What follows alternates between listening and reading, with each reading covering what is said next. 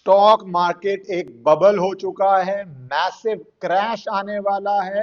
ऐसी प्रिडिक्शन ही नहीं, इसके ऊपर 1.1 बिलियन डॉलर अपनी फर्म का 9,000 करोड़ रुपया दांव पे लगा दिया है माइकल बरी ने। और ये माइकल बरी वही है जिन्होंने 2008 में जब पूरे वर्ल्ड में स्टॉक मार्केट क्रैश आया था तो उसको करेक्टली प्रिडिक्ट कर लिया था, और उन चंद लोगों में से थे जिन्होंने इस क्रैश के अंदर पैसा कमाया, क्योंकि इन्होंने ये बात के ऊपर पैसा लगाया था कि स्टॉक मार्केट गिरेगी। वैसे ही अब ये कह रहे हैं एआई पूरा एक बबल बन चुका है। यूएस इकोनॉमी में तो कई बैंकर्स भी वार्न कर रहे हैं और लोगों ने प्रिडिक्शन भी की है कि एआई एक सर्कुलर ट्रांजैक्शंस बन चुकी हैं, उससे रेवेन्यू जनरेट हो नहीं रहा, अभी मॉनेटरी सिस्टम में आया नहीं, पर चंद बड़ी कंपनियां आपस में ही पैसे ट्रांसफर करके ऐसे दिखा रहे हैं कि रेवेन्यू जनरेट हो गया और उससे इनकम बन गया। इसमें कई कंपनी का नाम आता है, Open AI, Microsoft, Nvidia, CoreWeave, AMD, Oracle, etcetera etcetera etcetera. तो क्या ये सिर्फ एक बबल है?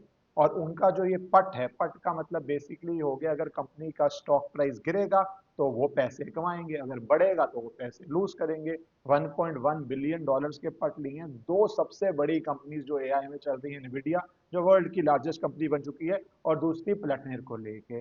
अब सोचने की बात ये है कि बहुत देश के स्टॉक एक्सचेंज में भी एआई ओवर वैल्यू हो चुका है। कुछ लोग कहते हैं सारा प्रॉफिट लॉस एआई में ही हो रहा है, जैसे बाकी चीजों में कोई बिजनेस एक्टिविटी ही नहीं है, और ये टिपिकल साइन होता है एक बबल बन जाने का। दूसरे लोग कहते हैं कि पूरा वर्ल्ड ही शिफ्ट हो चुका है, AI is going to change every parameter of economics and development. और माइकल बरी 2008 के बाद बहुत बड़ी कह चुके हैं मार्केट गिरेगी, पर वो गिरती नहीं है, तो इस बात को सीरियसली लेना नहीं चाहिए। अब जो भी हो, सीरियसली लेना चाहिए नहीं लेना चाहिए, इस पे सभी विचार कर रहे हैं, क्योंकि आज की डेट में मिडिल क्लास इंक्रीजिंगली, भारत का एग्जांपल लें तो स्टॉक मार्केट में इन्वेस्टेड हो चुकी है। अब वो म्यूचुअल फंड्स की वजह से हो, चाहे वो डायरेक्टली हो, और अगर स्टॉक मार्केट ऐसी गिरी तो उसके बहुत बहुत डिवास्टेटिंग इम्पैक्ट्स होंगे उस समय, जब वैसे ही इकोनॉमी सफर कर रही है, महंगाइयां बढ़ रही हैं, इन्फ्लेशन चरम पे पहुंची हुई है ऑल ओवर द वर्ल्ड।